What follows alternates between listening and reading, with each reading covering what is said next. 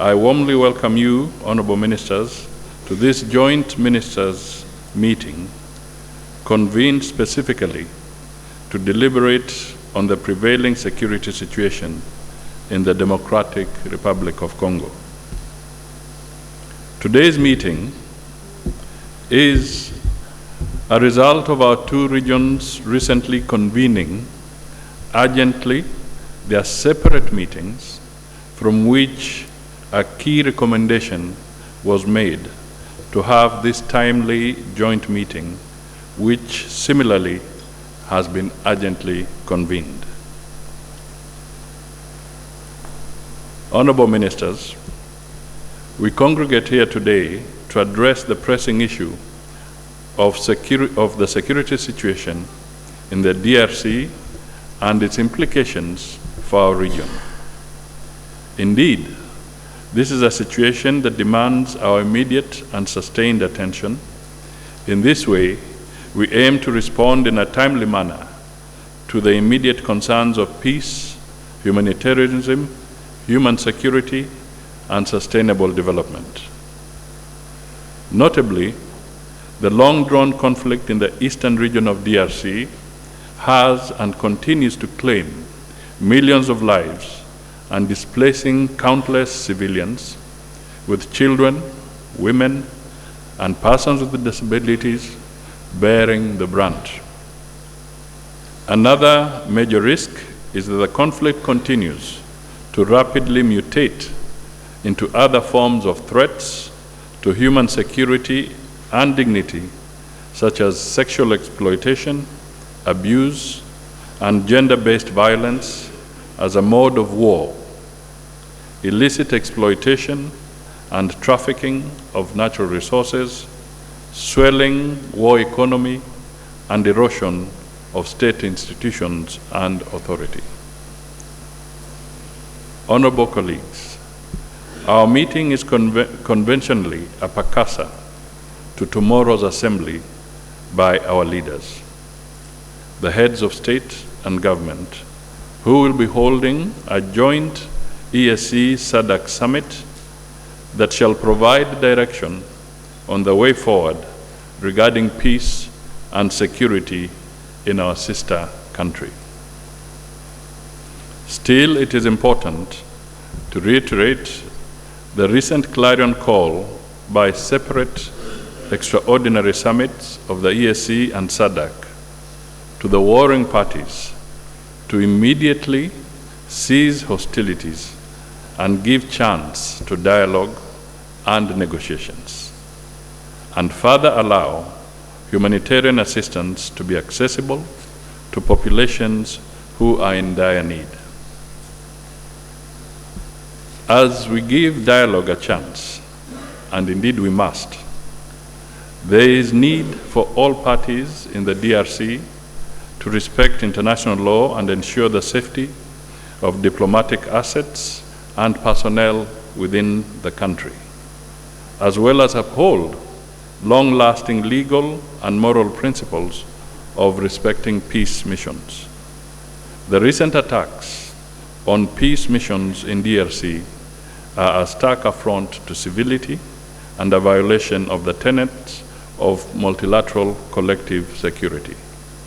And at this juncture, just to echo the words of the chairman, I think I would request that we give a minute's silence for those who have lost their lives in the pursuit of peace for the people of DRC.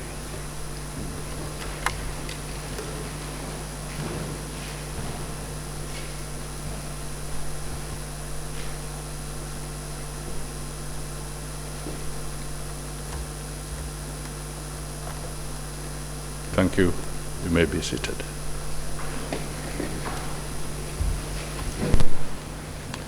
As such, we as a country hold the view that necessary pressure and perhaps even sanctions and call to ceasefire must be applied without bias so that all stakeholders are brought to the negotiation table to embrace peace initiatives and dialogue. The only way out is through negotiation rather than endless combat. Honorable Ministers, what is happening in DRC should prick our collective conscience to the realization that insecurity in one part of the world ought to be considered as insecurity in the entire world, and thus all of us should collectively seek to address it. This, indeed, is one of the cardinal points of our current joint meeting. Certainly, by doing so, Africa will be on the upward trajectory towards overcoming the growing menace of mercenaries and foreign fighters, whose role is often inimical to the objectives of the African peace and security architecture. As a head start, our two regions already have two significant peace initiatives, namely the AU-led Luanda process, chaired by His Excellency Manuela Lorenzo, and the EAC-led Nairobi process, chaired by retired President Uhuru. However, within the EAC, we noted that the twin processes exhibit both converging and complementing and interdependent elements, hence the need to have the processes working closely together. That is so important, and I hope the ministers and others will apply themselves effectively here. The East African heads of state and government have on several occasions reiterated the need for a coordinated and harmonized approach and further consolidation of the various initiatives, specifically the Luanda and Nairobi peace processes.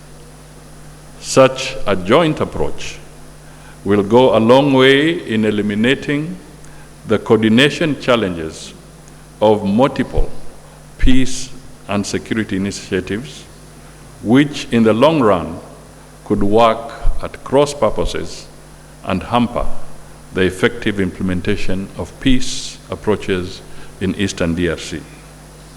As I conclude, ladies and gentlemen, it is important to note that the security of DRC is critical to the prosperity and cohesion of our regions. I consider the EAC-SADC initiative as one of the most credible and promising approaches to the DRC situation. I look forward to the collaborative deliberations by our two regions geared towards providing solutions for peace in the DRC. Ladies and gentlemen, let me just really say two other points. One, the word joint. I repeat again, joint, and for a third time, joint. We are here as brothers and sisters, not to have an East African community position, neither to have a SADC position. We're here to have a joint position so that peace can visit and rest and reside in DRC. So in our deliberations, we are not adversaries. Our communication should not be adversarial. It should be for us to have a common and joint approach for the common good of the people of DRC. It is a historic moment, as the Honorable Host did indicate, and we can either be judged harshly or positively from the way we conduct ourselves and the outcome of this process. Peace building is not instant coffee. It's a process. We cannot brew it today, but we have a historic moment to work collectively towards that target. I can tell you that phone calls were operating at night. I was calling my co-chair because we had received a direction from the chair of SADC and the chair of EAC that this meeting must take place. I called my brother from South Africa at night, and we were syndicating calls for the heads of state to talk at night. I was calling my brother Thabiti Kombo to say, tumepewa amri, we have to make this thing happen. I reached out to Rwanda. I talked to my colleague also from DRC.